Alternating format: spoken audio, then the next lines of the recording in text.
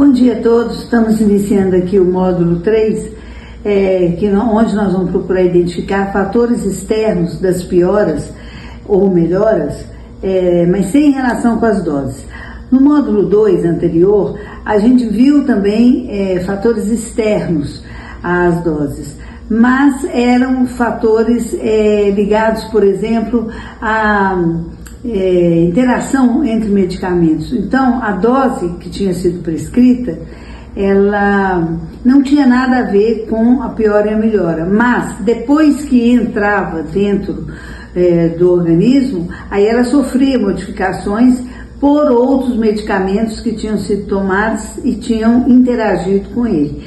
Agora não, nesse módulo 3 nós vamos ver só fatores externos propriamente ditos, e que entram como causa de piora e melhora, mas não tem nada a ver com a dose que foi prescrita.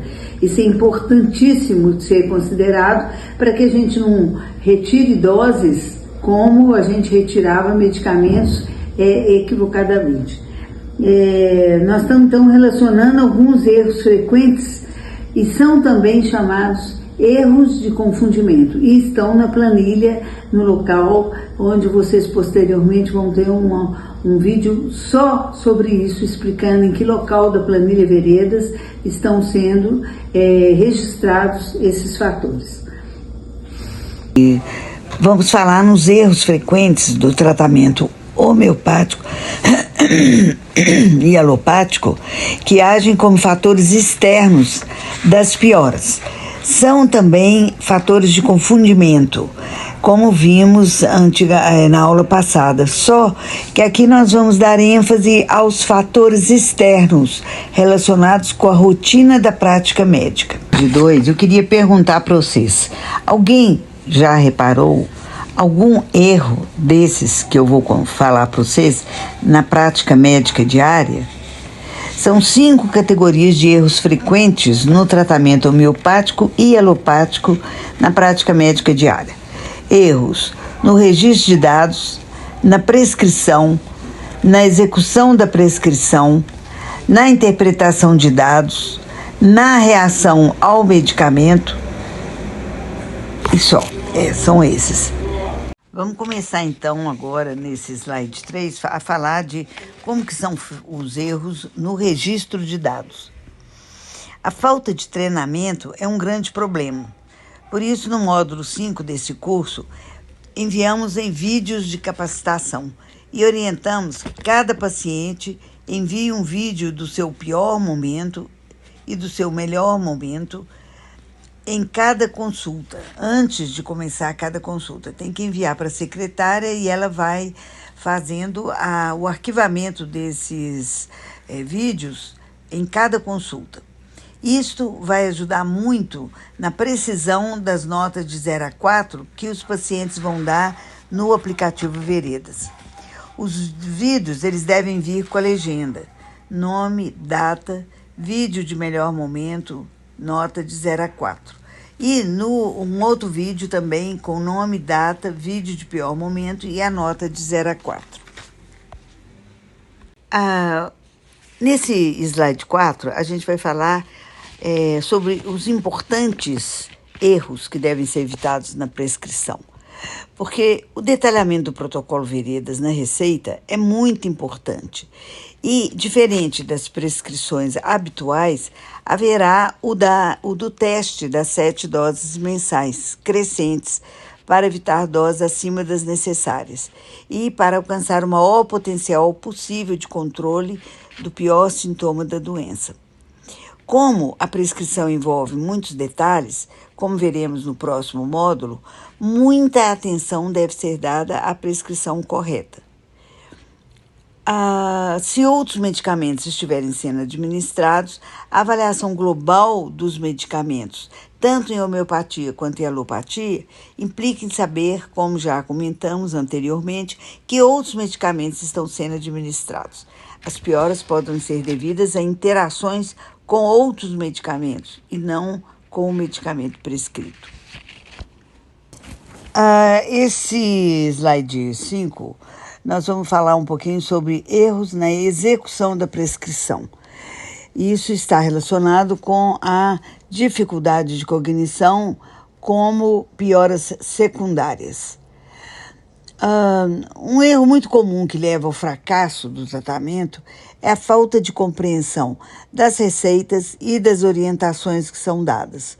O censo demográfico de 2022 mostrou que dos 163 milhões de pessoas de 15 anos ou mais, 151,5 milhões sabiam ler e escrever um bilhete simples, mas que 11,4 milhões não sabiam.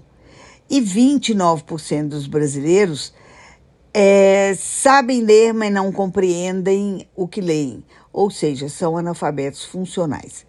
O que isso significa?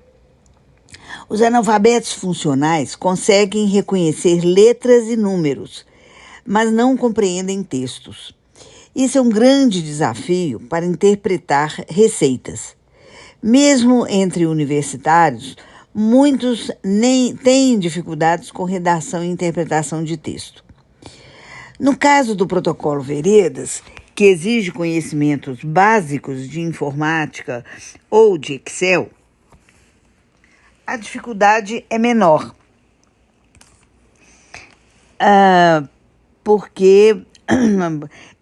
do que a de interpretar receitas. A maioria das pessoas tem acesso a celulares e pode ajudar com a digitalização de dados. Então, é problemático? Mas é muito menos problemático, ok? Vamos continuar aqui no módulo 3, no slide 6, falando sobre a individualização das doses em alopatia.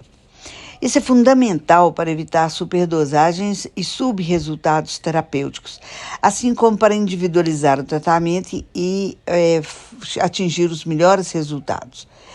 Por exemplo, se a Novalgina é prescrita para 250 e 500 miligramas, porque são esses os comprimidos para adulto existentes, o protocolo terá que fazer artificialmente um comprimido dividido em 7 doses: 70, 140, 180, 250, 330, 400 e 500.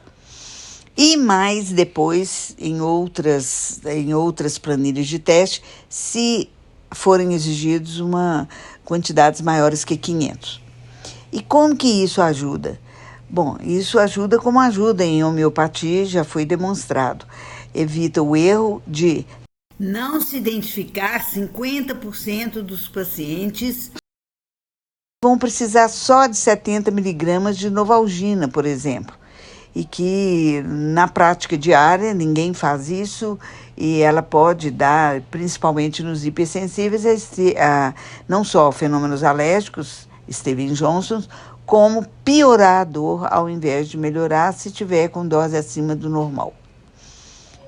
Felizmente, parece que no caso da Novalgina, 50% dos casos não pioram entre 250 e 500, mas ninguém vai saber qual o paciente que vai entrar lá que vai piorar com 100 miligramas.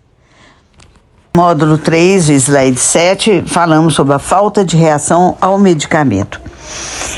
Alguns pacientes estão tão debilitados por várias comorbidades que não terão resposta a nenhum medicamento quase, ou então vão ter respostas insuficientes. A resposta vital diminuída é uma fina diferença entre a vida e a morte nesses pacientes. Tive experiências interessantes com vários pacientes graves, tanto nas 7 UPAs, quanto nos 5 anos que estive no Hospital João 23, atendendo agudos, apenas com homeopatia. Onde, então, um medicamento homeopático repertorizado conseguiu levantar as forças de vários pacientes para permitir um tempo maior de reação e que é muito útil nos casos onde a doença era debilitante, não necessariamente mortal, e precisava de um tempo a mais para a resposta aos medicamentos. Ou então, quando ainda não se sabia dessa informação a respeito do paciente, se ele tinha ou não tinha, se era outro problema, etc. O Carbo Vegetabilis na CH6, se vocês olharem na matéria médica, ele é um medicamento que o efeito tóxico dele é piorar muito a debilidade. Ele causa também, quando está assim nas fases finais, grande debilidade respiratória e às vezes até cianose, não só devido a problemas pulmonares, como também devido a hipotensão generalizada. Quando ele é repetido, ele melhora o paciente aqui, sim, e aqui a gente, pela urgência, inicia a dar o remédio na hora que o paciente chega. Ele está no seu pior momento. E ele nunca me decepcionou, esse medicamento. Já usei em crianças e adultos. E ele tem sua página, depois do seu efeito primário tóxico, ele então vai melhorando gradual e sucessivamente na reação secundária da força vital. E a gente vai notando então que o paciente vai ficando rosinha, vai ficando mais abrindo o olho e de repente ele começa a conversar. Seu uso em crianças está no meu livro Urgências Homeopáticas Hospitalares, que está na Amazon, referido também nos documentos de validação do protocolo que vocês vão ter acesso no módulo 6 desse curso. E finalmente aqui, no último slide, o próximo módulo, a próxima aula, será finalmente sobre como utilizar essa ferramenta que é o aplicativo Veredas, que o curso está disponibilizando para vocês.